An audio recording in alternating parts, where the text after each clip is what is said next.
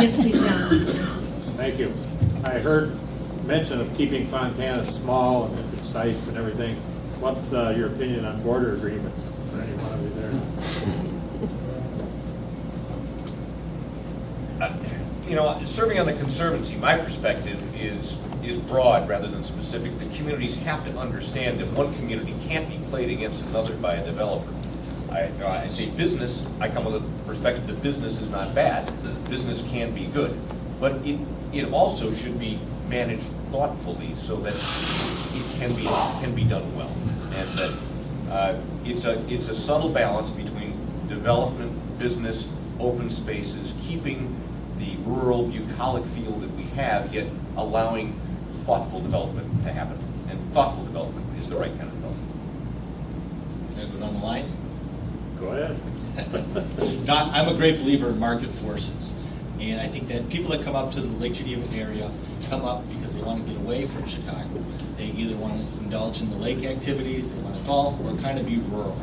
I think we've kind of built up enough around the lake, and there's not too many more lake access opportunities for us. I mean, we have a lot of land around us, but just to go and develop those parcels to put homes, I don't see the benefit of that. I think that we have a high assessed valuation per home because of the lake rights and the lake access. The further you get from the lake, the lower the value of those homes are. The more services you have to provide per tax dollars. And I don't see why we have to expand Fontana and change the charm just because we can.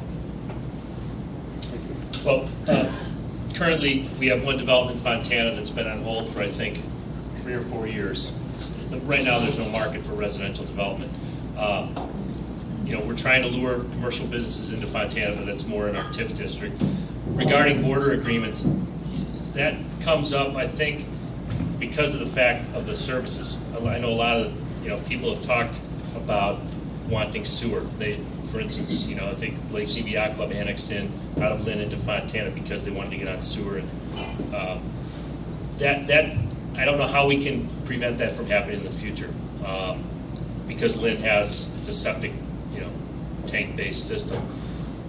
Small growth, restricted growth is good, and I don't think we're going to see too much, massive development growth where they're going to be wanting to annex in a piece of farmland to throw up 300 homes. I don't see that.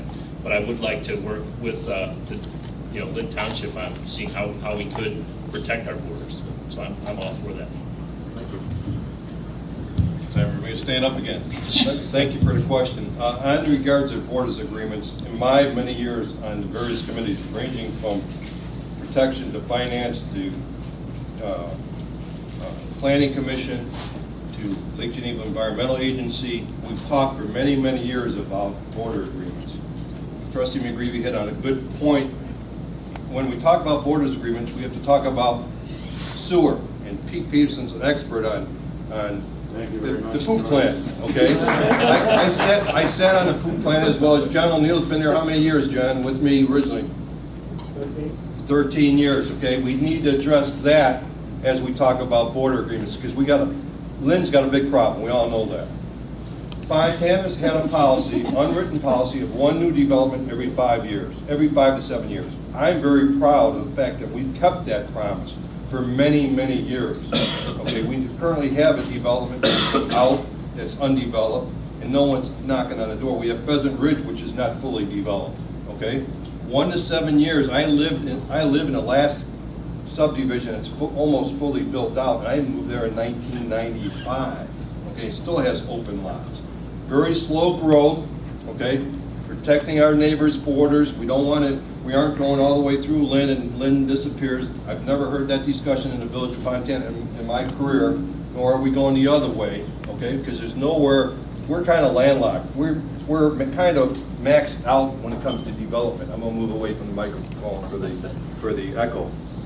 So we're kind of maxed out, okay? We can go a little bit west, a little bit north, but in this market, I don't see it happening for 20 years. But I agree with you, we need to discuss. We had that discussion with the village of Walworth, if I'm not mistaken, and we came to an agreement with them. So I welcome that conversation. That's it.